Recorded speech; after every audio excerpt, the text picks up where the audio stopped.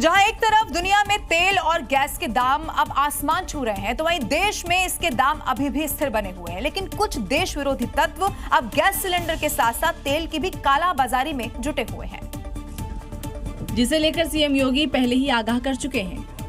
कुछ लोग हैं जो अफवाह फैला करके माहौल खराब करना चाहते हैं। कुछ लोग हैं अव्यवस्था पैदा करने का प्रयास कर रहे हैं। हाथरस के ये वही लोग हैं जो अपने घरों और गोदाम में सिलेंडर स्टॉक कर आपदा में अवसर देख रहे हैं। जहां एक दुकान में करीब 69 सिलेंडर मिले हैं, जिसमें कमर्शियल और घरेलू सिलेंडर शामिल हैं। जमाखोर गैस के साथ साथ पेट्रोल डीजल की भी कालाबाजारी में जुट गए हैं। कुशीनगर से ऐसी ही तस्वीर सामने आई है, जहां ई रिक्शे में 300 लीटर पेट्रोल और 200 लीटर डीजल यूपी से बिहार ले जा रहे हैं। 8-9 गैलन है। 8-9 गैलन है। कितना लीटर होगा? 300 लीटर। हाँ, 300-400 लीटर होगा। कहाँ ले जा रहे हैं? मरचावा ले। खबर मिलने के बाद योगी फोर्स एक्शन में आई और डिब्बे में देने वाले पंप पर ताला लगवा दिया।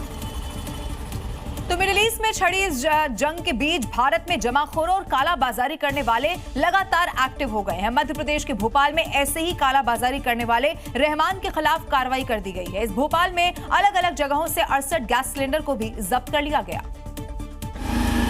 ये उसी कालाबाजारी करने वाले रहमान की फिलिंग फैक्ट्री की तस्वीरें हैं, जहां से वो गैस सिलेंडर की कालाबाजारी कर रहा था, जिसके पास से 9 सिलेंडर जब्त किए गए हैं। 5, 6, 7, 8, 9, 7 ये वहीं में चाहिए आपके रहमान। आरोपी उपभोक्ताओं से 500 रुपए ज्यादा में सिलेंडर लेकर उन्हें 2500 रुपए में बेचता था। वहीं खाद्य विभाग की टीम ने अलग अलग ठिकानों पर छापेमारी की कार्रवाई कर 59 सिलेंडर जब्त किए हैं। कालाबाजारी और ब्लैकमेलिंग करने वाले अफवाह फैला रहे हैं। ऐसे लोगों के खिलाफ सरकार और खाद्य विभाग की टीम लगातार एक्शन ले रही है। और इधर असम में चुनाव प्रचार पर पहुंचे गृह मंत्री अमित शाह ने असम में घुसपैठ का मुद्दा बड़े जोर शोर से उठाया और कांग्रेस को इसका जिम्मेदार भी बता दिया। यहां पर सोनितपुर में जनसभा को संबोधित करने पहुंचे शाह इस मुद्दे पर बेहद आक्रामक नजर आए। उनके निशाने पर थे राहुल गांधी और गौरव गोगोई। सोनितपुर में विशाल जनसभा में शाह ने कांग्रेस को कभी असम की बड़ी समस्या रहे उग्रवाद को लेकर जोरदार तरीके से घेरा, तो घुसपैठ के लिए भी जिम्मेदार ठहराया। एक और भारतीय जनता पार्टी है जिसने 10 साल में असम को आतंकवाद मुक्त बना दिया। असम की जनता के सामने स्पष्ट करो, आप घुसपैठियों के साथ हो या घुसपैठियों के खिलाफ।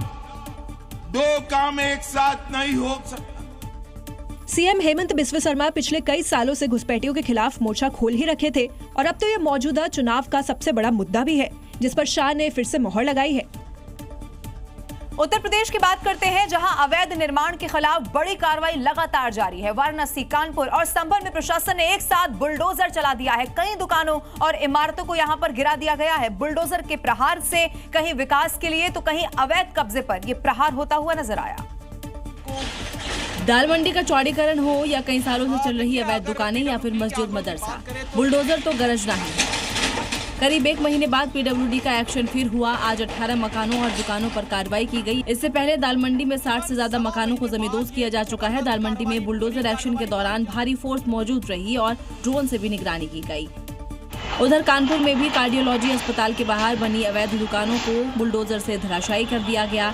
कई सालों से चल रही मेडिकल स्टोर कुछ ही पलों में जमींदोज कर दिए गए। ये पूरी कार्रवाई एडीएम सिटी और पुलिस फोर्स की मौजूदगी में हुई। बुलडोजर गरजने की तैयारी संभल में भी पूरी हो चुकी है। यहाँ सरकारी जमीन पर बने मस्जिद, मदरसा और 8 दुकानों पर कार्रवाई होगी। करीब 3.5 बीघा जमीन पर प्रशासन ने पैमाइश और वीडियोग्राफी कर कार्रवाई शुरू कर दी है। यानी प्रशासन का संदेश साफ है कि कानून से ऊपर कोई नहीं और अवैध कब्जा होगा तो योगी का बुलडोजर बख्शेगा नहीं। उत्तर प्रदेश में अपराध पर जीरो टॉलरेंस की नीति चलती है, यानी कि अगर अपराध किया तो अगले चौराहे पर हिसाब भी हो जाता है। और जो अपराधी योगी की वार्निंग को नहीं सुनते हैं, उनका शहर शहर ऐसा बुलेट ट्रीटमेंट होता है कि वो खुद के पैरों पर चलने के लायक भी नहीं बचते। जब योगी फोर्स हिसाब करती है तो अपराधी दर्द से कर्रा उठते हैं। यहाँ तक कि अस्पताल जाने के लिए भी पुलिस के कंधों का सहारा चाहिए होता है, क्योंकि अपराधियों के खिलाफ योगी फोर्स का एक्शन नॉन स्टॉप होता है। अपराधी कोई भी हो, माफिया कोई भी हो, किसी भी प्रकार का कोई सरपरस्त क्यों न हो, अगर उसने कहीं दुस्साहस किया तो मान करके चलिए कि वह अपने उस दुस्साहस के लिए यमराज के पास जाने के लिए अपना टिकट काट रहा है। योगी के आखिरी चेतावनी को न समझने वालों का यही हाल होता है। आजमगढ़ में 3 अलग अलग जगह मुठभेड़ में 3 बदमाशों के पैर में गोली लगी है। कुछ ऐसा ही हाल झांसी में पुलिस ने एक बदमाश का किया। पुलिस कस्टडी से भागने वाले बदमाश को लंगड़ा कर दिया गया। वहीं संभल के चंदौसी में भी पुलिस की एक लुटेरे से मुठभेड़ हुई। पुलिस की गोली लगने से बदमाश घायल हो गया। जौनपुर में भी योगी फोर्स की बदमाशों से मुठभेड़ हुई, जिसमें एक बदमाश के पैर में गोली लगी है। हालांकि उसका साथी अंधेरे का फायदा उठाकर भाग गया।